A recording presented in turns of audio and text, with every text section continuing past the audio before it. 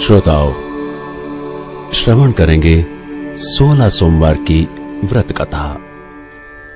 मृत्युलोक में भ्रमण करने की इच्छा करके एक समय श्री भूतनाथ भगवान भोलेनाथ माता पार्वती के साथ मृत्युलोक में पधारे। भ्रमण करते करते दोनों विदर्भ देशांतर्गत अमरावती नाम की अति रमणीक नगरी में पहुंचे। अमरावती नगरी अमरापुरी के सदृश सब प्रकार के सुखों से परिपूर्ण थी। उसमें वहां के महाराज द्वारा बनवाया हुआ अति रमणीक शिव जी का मंदिर भी था। भगवान शंकर भगवती पार्वती के साथ उस मंदिर में निवास करने लगे। भक्तों, एक समय माता पार्वती भगवान भोलेनाथ को प्रसन्न देख मनोविनोद करने की इच्छा से बोली, हे महाराज, आज तो हम दोनों चौसर खेलेंगे। शिव जी ने प्राण प्रिया की बात को मान लिया और चौसर खेलने लगे। उसी समय मंदिर का पुजारी ब्राह्मण मंदिर में पूजा करने आया। माता पार्वती ने पुजारी से प्रश्न किया, पुजारी जी, बताओ, इस बाजी में हम दोनों में से किसकी जीत होगी? ब्राह्मण बिना विचारे शीघ्रता से बोला कि महादेव जी की। थोड़ी देर में बाजी समाप्त हो गई और पार्वती जी की विजय हुई। पार्वती जी बहुत क्रोधित हुई और ब्राह्मण को झूठ बोलने के अपराध के कारण श्राप देने को उद्यत हुई। भोलेनाथ ने माता पार्वती को बहुत समझाया, परंतु उन्होंने ब्राह्मण को कोढ़े होने का श्राप दे ही दिया। कुछ समय बाद पार्वती जी के श्रापवश पुजारी के शरीर में कोढ़ पैदा हो गया। वो अनेक प्रकार से दुखी रहने लगा। पुजारी को श्राप कष्ट भोगते हुए जब बहुत दिन हो गए, तब एक दिन देवलोक की अप्सरा शिव जी की पूजा हेतु उसी मंदिर में पधारी। पुजारी के कोढ़ के कष्ट को देख उसने बड़े दया भाव से उससे रोगी होने का कारण पूछा। पुजारी ने निसंकोच सारी बात उन्हें बता दी। वे अप्सराएं बोली, हे पुजारी, अब तुम अधिक दुखी मत होना। भगवान शिव तुम्हारे कष्ट को दूर कर देंगे। तुम सब व्रतों में श्रेष्ठ 16 सोमवार का व्रत भक्ति भाव से किया करो। पुजारी ने अप्सरा से विनम्र भाव से 16 सोमवार व्रत की विधि पूछी। अप्सरा ने बताया, सोमवार को भक्ति के साथ व्रत करें, स्वच्छ वस्त्र पहने, संध्या व उपासना के बाद आधा सेर गेहूं का आटा लें, उसके 3 अंग बनाएं और घी, गुड़, दीप, नैवेद्य, पुंगी फल, बेलपत्र, जनेऊ जोड़ा, चंदन, अक्षत, पुष्प आदि के द्वारा प्रदोष काल में भगवान शंकर का विधि से पूजन करें। तत्पश्चात 3 अंगों में से एक शिव जी को अर्पण करें, बाकी 2 को शिव जी का प्रसाद समझकर उपस्थित जनों में बांट दें और आप भी प्रसाद पाएं। इस विधि से 16 सोमवार व्रत करें। 17वें सोमवार को पाव सेर पवित्र गेहूं के आटे की बाटी बनाएं, उसमें घी और गुड़ मिलाकर चूरमा बनाएं। भगवान भोलेनाथ को भोग लगाकर उपस्थित भक्तों में बांटें। इसके बाद कुटुंब सहित प्रसाद लें तो शिव जी की कृपा से उसकी सभी मनोरथ पूर्ण हो जाते हैं। भक्तों, ऐसा कहकर अप्सराएं स्वर्ग को चली गईं। ब्राह्मण ने यथाविधि षोडश सोमवार व्रत किया तथा भगवान शिव की कृपा से रोग मुक्त होकर आनंद से रहने लगा। कुछ दिन बाद शिवजी और पार्वती फिर उस मंदिर में पधारे। ब्राह्मण को निरोग देख पार्वती जी ने ब्राह्मण से रोग मुक्त होने का उपाय पूछा तो ब्राह्मण ने 16 सोमवार व्रत की कथा सुनाई। पार्वती जी अति प्रसन्न हो ब्राह्मण से व्रत की विधि पूछकर स्वयं व्रत करने को तैयार हो गईं। व्रत करने के बाद उनकी मनोकामना पूर्ण हुई तथा उनके रूठे पुत्र स्वामी कार्तिकेय स्वयं माता के आज्ञाकारी हुए। कार्तिकेय जी को अपना ये विचार परिवर्तन का रहस्य जानने की इच्छा हुई। वे माता से बोले, हे माता, आपने ऐसा कौन सा उपाय किया जिससे मेरा मन आपकी ओर आकर्षित हुआ? पार्वती जी ने वही षोडश सोमवार व्रत की कथा उनको सुनाई। कार्तिकेय जी ने कहा, इस व्रत को मैं भी करूंगा क्योंकि मेरा प्रिय मित्र ब्राह्मण बहुत दुखी दिल से परदेश गया है। मेरी उससे मिलने की बहुत इच्छा है। कार्तिकेय जी ने भी इस व्रत को किया और उनका प्रिय मित्र मिल गया। मित्र ने इस आकस्मिक मिलन का भेद कार्तिकेय जी से पूछा तो वो बोले, हे मित्र, हमने तुम्हारे मिलने की इच्छा करके 16 सोमवार का व्रत किया था। अब तो ब्राह्मण मित्र को अपने विवाह की बड़ी इच्छा हुई। उसने कार्तिकेय जी से व्रत की विधि पूछी और यथाविधि व्रत किया। व्रत के प्रभाव से जब वो किसी कार्यवश विदेश गया तो वहां के राजा की लड़की का स्वयंवर था। राजा ने प्रण किया था कि जिस राजकुमार के गले में सब प्रकार श्रृंगारित हथनी माला डालेगी, मैं उसी के साथ अपनी प्यारी पुत्री का विवाह कर दूंगा। शिव जी की कृपा से वो ब्राह्मण भी स्वयंवर देखने की इच्छा से राजसभा में एक और बैठ गया। नियमित समय पर हथनी आई। उसने जयमाला उस ब्राह्मण के गले में डाल दी। राजा ने अपनी प्रतिज्ञा के अनुसार बड़ी धूमधाम से अपनी कन्या का विवाह उस ब्राह्मण के साथ कर दिया।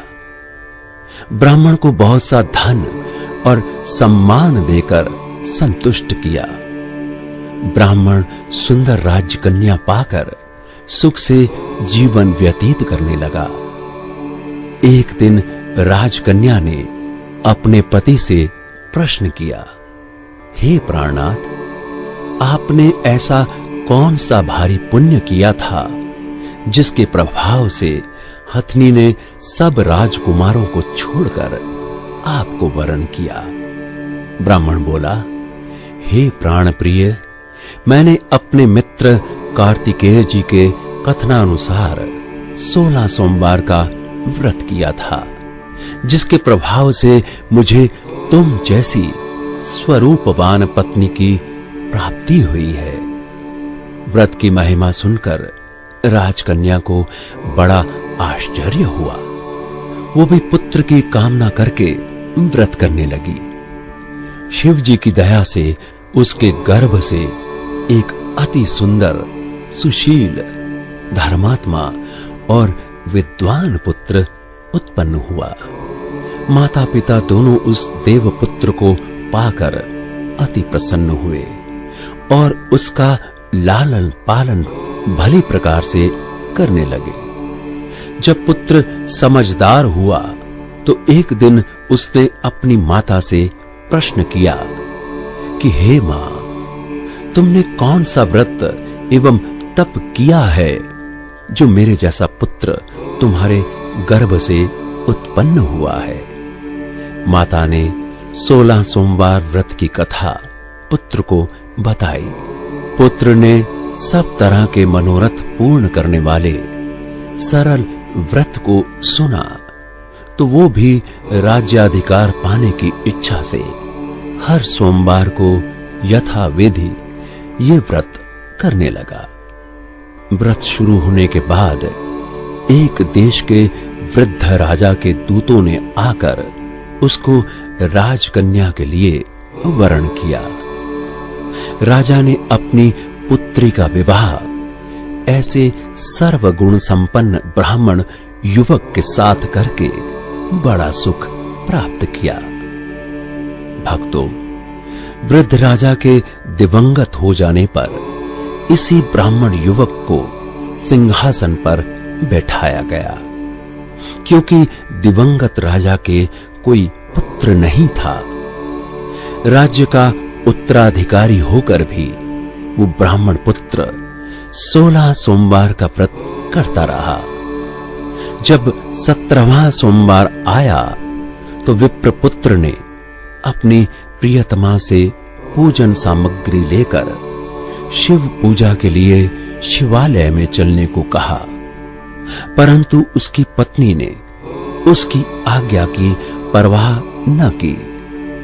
दास दासियों द्वारा सब सामग्रियां शिवालय भिजवा दी गई, परंतु आप नहीं गई। जब राजा ने शिव जी का पूजन समाप्त किया तब आकाशवाणी हुई, हे राजा, अपनी इस रानी को राजमहल से निकाल दे, नहीं तो ये तेरा सर्वनाश कर देगी। आकाशवाणी सुनकर राजा के आश्चर्य का ठिकाना नहीं रहा। उसने मंत्रणा गृह में आकर अपने सभासदों को बुलाकर पूछा कि हे मंत्रियों, मुझे आज शिव जी की आकाशवाणी हुई है कि राजा, तू अपनी इस रानी को निकाल दे, नहीं तो ये तेरा सर्वनाश कर देगी। राज्य में मंत्री तथा सभासद आदि सब विस्मय और दुख में डूब गए, क्योंकि जिस कन्या के कारण राज्य मिला है, राजा उसी को निकालने का जाल रच रहा है। ये कैसे हो सकेगा? भक्तों, राजा ने अपनी पत्नी को राजमहल से निकाल दिया। रानी दुखी हृदय से भाग्य को कोसती हुई नगर के बाहर चली गई। बिना पद त्राण, फटे वस्त्र पहने, भूख से दुखी धीरे धीरे चलकर वो एक ग्राम में पहुंची। वहां एक बुढ़िया सूत काटकर बेचने जाती थी। रानी की करुण दशा देखकर बोली, चल तू मेरा सूत बिकवा दे, मैं वृद्ध हूं, भाव नहीं जानती हूं। ये बात सुन रानी ने बुढ़िया के सिर से सूत की गठरी उतारकर अपने सिर पर रख ली। भक्तों, थोड़ी देर बाद आंधी आई और बुढ़िया का सूत पोटली सहित उड़ गया। बेचारी बुढ़िया पछताती रह गई और रानी को अपने से दूर रहने को कहा। इसके बाद रानी एक तेली के घर गई तो शिवजी के प्रकोप के कारण तेली के सब मटके उसी क्षण चटक गए। तेली ने भी रानी को अपने घर से निकाल दिया।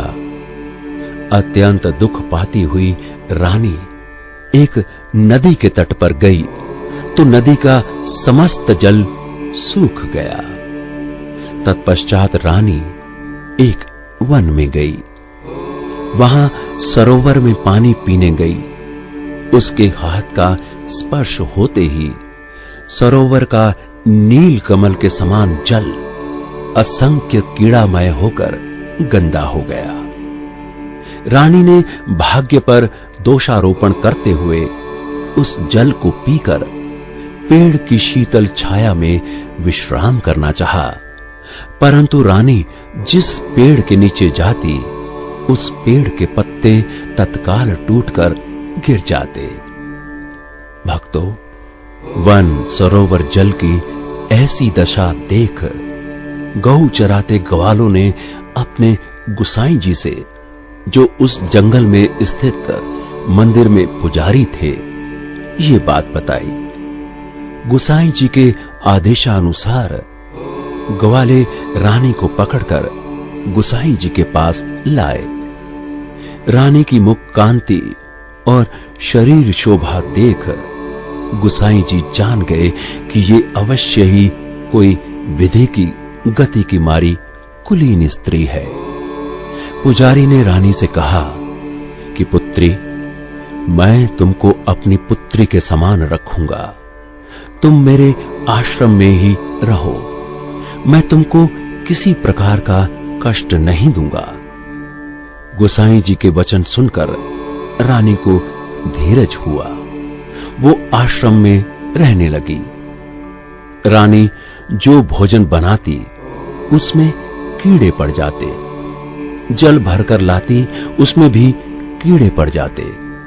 रानी की ये दशा देख गोसाई जी बहुत दुखी हुए और रानी से बोले, हे बेटी, तुम्हारे ऊपर कौन से देवता का कोप है जिससे तुम्हारी ऐसी दशा है? पुजारी की बात सुन रानी ने शिवजी महाराज के पूजन का बहिष्कार करने की बात बताई तो पुजारी जी शिवजी महाराज की अनेक प्रकार से स्तुति करते हुए रानी से बोले कि पुत्री, तुम सब मनोरथ पूर्ण करने वाले 16 सोमवार व्रत को करो। उसके प्रभाव से अपने कष्ट से मुक्त हो सकोगी। गुसाई जी की बात मानकर रानी ने 16 सोमवार व्रत किए। 17वें सोमवार को विधि विधान सहित पूजन किया। उस पूजन के प्रभाव से राजा के हृदय में विचार उत्पन्न हुआ कि रानी को गए बहुत समय व्यतीत हो गया, न जाने कहां कहां भटकती होगी, उसे ढूंढना चाहिए। ये सोच रानी को तलाश करने के लिए राजा ने चारों दिशाओं में दूत भेजे। वे दूत रानी को ढूंढते हुए पुजारी के आश्रम में पहुंचे। वहां रानी को पाकर पुजारी से रानी को अपने साथ ले जाने का आग्रह करने लगे, परंतु पुजारी ने मना कर दिया। दूत चुपचाप लौट आए और महाराज को रानी का पता बतलाया। रानी का पता पाकर राजा स्वयं पुजारी के आश्रम में गए और पुजारी से कहा, महाराज, जो देवी आपके आश्रम में रहती है वो मेरी पत्नी है। शिव जी के कोप से मैंने इसको त्याग दिया था। अब इस पर से शिव जी का प्रकोप शांत हो गया है, इसलिए मैं इसे लेने आया हूं। आप इसको मेरे साथ जाने की आज्ञा दीजिए। भक्तों, गुसाई जी ने राजा के वचन को सत्य समझकर रानी को राजा के साथ जाने की अनुमति दे दी। गुसाई की आज्ञा पाकर रानी प्रसन्न होकर राजा के साथ महल में आई।